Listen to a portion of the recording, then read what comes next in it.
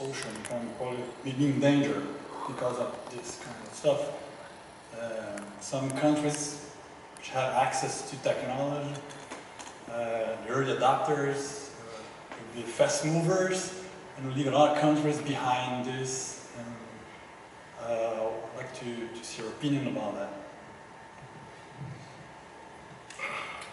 Well, also in that case, to look, I do not have receipt about that, so I mean, but to look at the future, you have always to look at the past.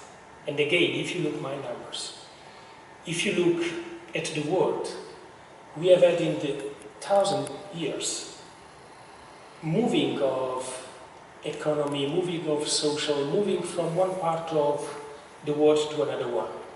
So if I look 2,000 years ago, it was not the same geopolitics of today.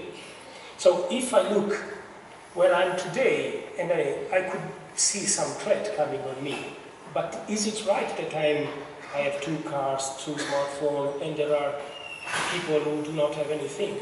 So what is good, what is bad? So this is the topic, what is good, what is bad? Because if I look from other perspective, think about we make that meeting here in Africa somewhere, or in Syria. It depends which is the observation point. But so this is my first point. So what is good, what is bad? For me, good is when everyone is sharing the knowledge. Good is when everyone has something to eat. Good is when there is not a huge difference between rich and poor. This is good. So those kind of things,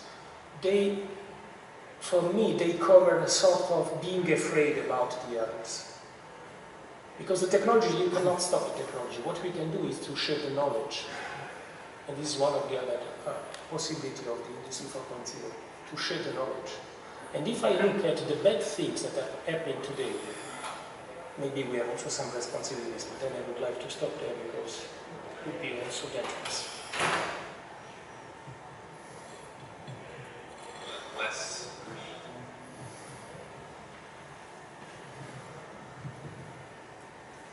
I would like to place a question related to the intellectual property regarding the technology, because if the objects can have all their information, they carry the information, it's a basic assumption of 4.0. I think that there is a big threat in the intellectual property. How do you think that this matter is going to be managed? Good question. Thanks for the question. This is one of the points. There is a huge discussion about intellectual property. First of all, in the business field. In the company, for instance, we are discussing, Bosch, for instance, is discussing heavily with BMW or with the other to say who is owner of the data. So, at the moment I do not have an answer, a clear answer. What I know is that they are also developing a new regulation, for instance, for the patent.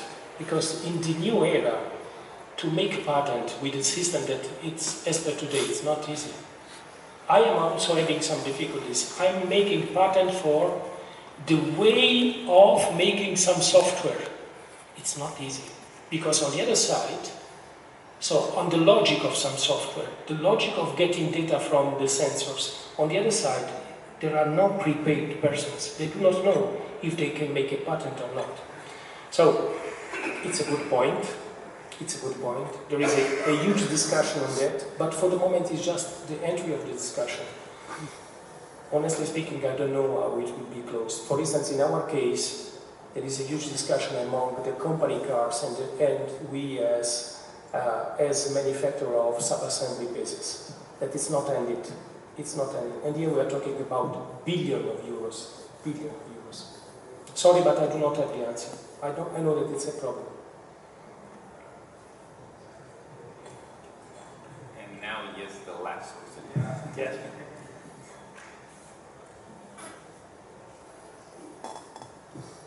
Thank you so much, Mr. Forgia. I have a question about the contribution that the academy, that the research is able to give for Industry 4.0 at your industry or the other industry. Thanks for the question. We have a clear idea, at least in Italy we are trying to develop a clear idea. There are a couple of things that could be possible. First of all, the university could be center of competence. From my point of view, if the university, they work properly with government and with the companies, they can show center of competence. It means the university in Valencia could be focused on some topics, the other on other topics, and then if I would like to see which is the technology, for instance, in nanotechnology I have to come in. And then I make the center of competence, and this is always the best of the best of the best. In Italy, you know, it's not easy because everyone, I don't know who is it in Spain, but in Italy, sorry if there are Italian colleagues over there, but each and any university would like to be the largest delivery, let me say, intellectual provider.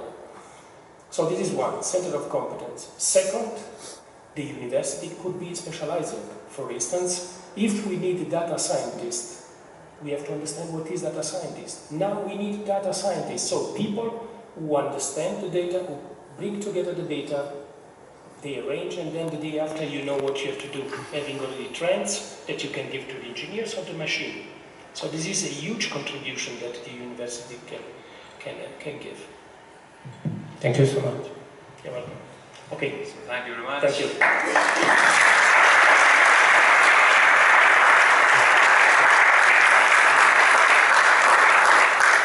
So this session is over. Y ahora tenemos la